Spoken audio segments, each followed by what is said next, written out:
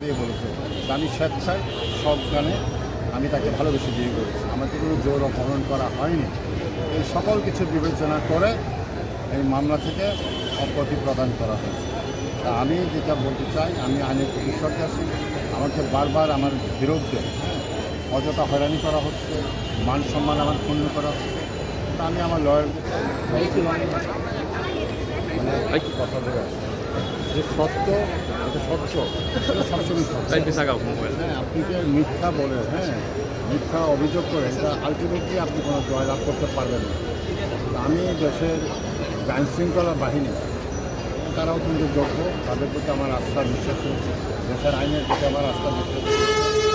কারণ তো আমি সেটা বলবো যে অনেকগুলো তদন্ত হয়েছে, আমার বিরুদ্ধে অনেক ষড়যন্ত্র করা হয়েছে, অভিযোগ আনা হয়েছে, সকল তদন্তে সকল মিথ্যা প্রমাণিত হয়েছে। আমি সবসময় বলেছি যে আমি সত্যের উপর আছি, কোনো অন্যায় করি নাই, কোনো ভুল করি নাই। তো দেখা গেছে যে সকল তদন্তে ঠাকুরগাঁ একটি মামলা করেছিল, আপনারা জানেন, সেটাও ঠাকুরগাঁ পুলিশ যে রিপোর্ট দিয়েছে, সেটা মিথ্যা উদ্দেশ্য প্রণীত মামলা। এবং সেই রিপোর্ট, ফাইনাল রিপোর্ট দিতে কোর্ট সেটা অ্যাকসেপ্ট করেছে।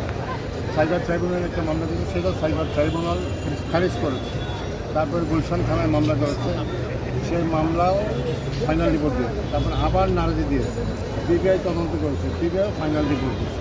এবং পরিশেষে কোর্ট, বিজ্ঞ কোর্ট সকল কিছু বিবেচনা করে এই মামলার ফাইনাল রিপোর্ট অ্যাকসেপ্ট করে আমাদেরকে অব্যাহতি দিয়েছে। বুঝতে পেরেছি। তো আমি আর একটি কথা জানেন আপনারা, যে বাংলাদেশের যে আইন, সে আইনে 18 বছরের একটা মেয়ে এবং মুসলিম শরিয়া মোতাবেক একটা প্রাপ্তবয়স্ককে বিবাহ করতে পারে। আমি যখন তাকে বিয়ে করি তখন তার বয়স 18 বছর 1 মাস। এই বয়সটা কে দিয়েছিল? তার প্যারেন্টস। তার প্যারেন্টস যে বয়স বার্থ সার্টিফিকেট সকল জায়গায় তার বয়স 18 বছর 1 মাস ছিল ছেলে।